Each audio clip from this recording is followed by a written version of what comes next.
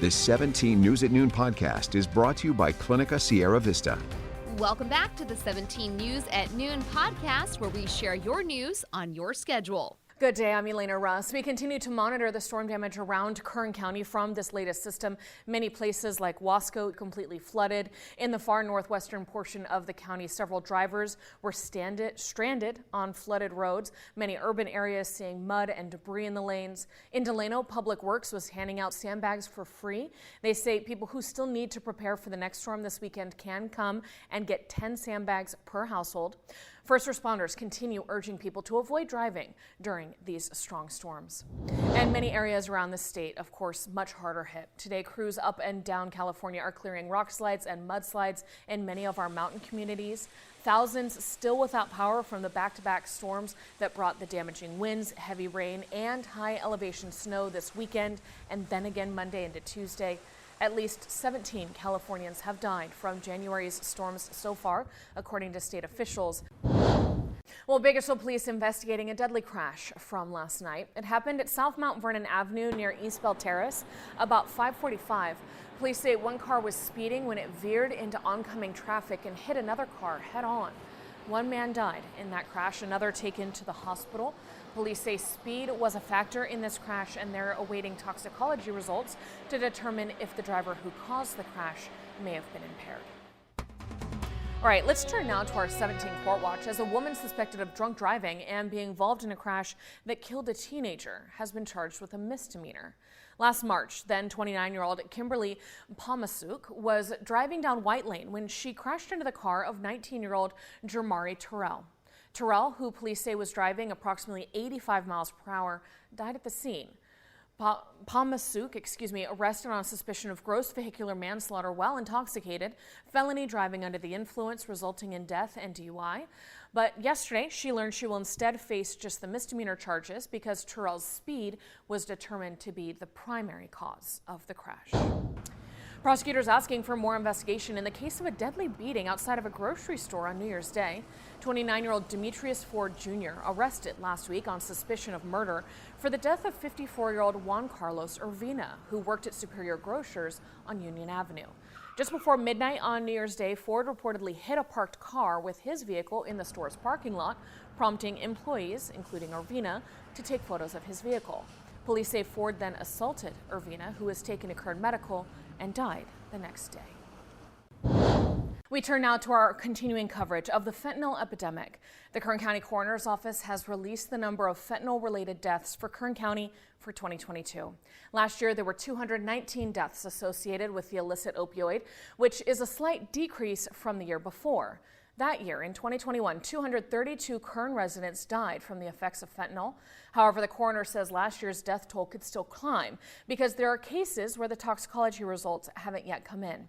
Nationwide, according to data from the CDC, more than 110,000 Americans died from drug overdoses in 2022, the vast majority from fentanyl.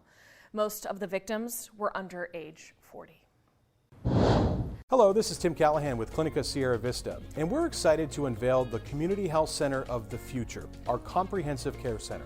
It's located right across the street from Memorial Hospital. We have every service under one roof, from family medicine, OBGYN care, dental services for adults and children, behavioral health, and much more. So find your way to better care at Clinica Sierra Vista this year at our comprehensive care center. Visit our website, clinicasierravista.org, for the latest on this project. We'll see you soon. All right, making news around the nation. Departing flights across the U.S. were grounded this morning after the Federal Aviation Administration said it experienced a computer outage. The FAA able to resume domestic departures shortly before 6 a.m. our time, but NBC's Tom Costello reports we'll continue to see the ripple effects today and even tomorrow. Yeah, good day, and not a very good start to the day here in the nation's airspace. It all started in the 5 a.m. hour in which this critical computer that pilots rely on for airport information, it went down. It's called the NOTAM computer, the Notice to Air Missions computer. It used to be called the Notice to Airmen, now Notice to Air Missions. It's that computer that tells pilots if a runway is down, for example, if they've got, for example, construction equipment on the ramp somewhere, if military airspace is in some way being affected today, that computer system went down. That's critical because the airlines run about 25,000 commercial airline flights every day across the country. And, of course, air traffic control is trying to vector all of those pilots safely through the airspace. And every day you've got about 2.5 million airline passengers flying. The bottom line is that because of that computer system going down, the FAA said domestic airlines could not take off until about 9 a.m. Well, the ripple effect started with that, and the delays and cancellations mounted. So we have seen as many as pushing 1,000 flight cancellations now. I'm looking off screen, and about 6,000 flight delays. And that will continue to roll and exaggerate through the day because, of course, this is like a cascading or a domino effect. One delay and one cancellation creates another, creates another, creates another. This started on the East Coast and began rolling across the country. The good news is, for the most part, aside from California, the weather today across the country has been pretty good, and therefore that's not a contributing factor. What caused this delay, what caused the computer system to go down, we simply don't know. The FAA is looking into it. The FBI says so far there's no indication of a cyber attack. Was this some sort of a computer software upgrade that went bad? We don't know. The DOT, which runs the FAA, the Department of Transportation, says it is investigating that. And President Biden says he is asking for an update as quickly as possible from the Secretary of Transportation, Pete Buttigieg. The bottom line is, if you are flying today and maybe even tomorrow, be prepared for some delays and maybe even cancellations. Check your airline app for that. Back to you. Well, in 17 business news, the Walt Disney Company making several changes at its theme parks in order to improve the public perception of its business. This follows many debacles during the pandemic. Starting February 4th, park hopping hours between Disneyland and California Adventure will now begin at 11 a.m. instead of 1 p.m. Disney announced park hopping will be dependent on your ticket and reservation, along with the capacity of each park, its operating hours, closures, and other possible limitations. Disney is also adding more dates for people to buy its $104 one-day, one-park ticket, while also giving complimentary digital photo downloads for any PhotoPass available ride for all ticketed park guests on the Disneyland app through the duration of their Disney 100 celebration. And anyone who has been to a Dodger game knows the headache that comes with getting to and from the stadium. But there's a new way to transport fans. It's getting a little closer to reality now. The project, a gondola that would connect Dodger Stadium to Union Station. The proposal cleared a major legal hurdle yesterday. A judge ruled former Dodger owner Frank McCourt can work with the Metro on the gondola, which would carry 5,000 passengers an hour. The 1 mile ride would take about 7 minutes.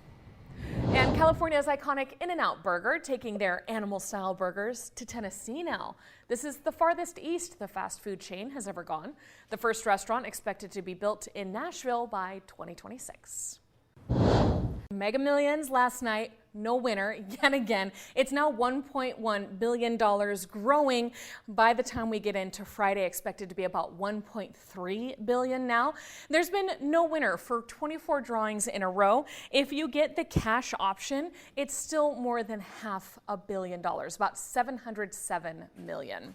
And keep in mind, someone here in Bakersfield is still holding on to a winning ticket from last summer. Last July, there was a winner at the Albertsons for the Mega Millions. It wasn't all of 6 numbers. It was 5 numbers that gets you about $1 million. Today's your last day to claim it. Check your tickets from July.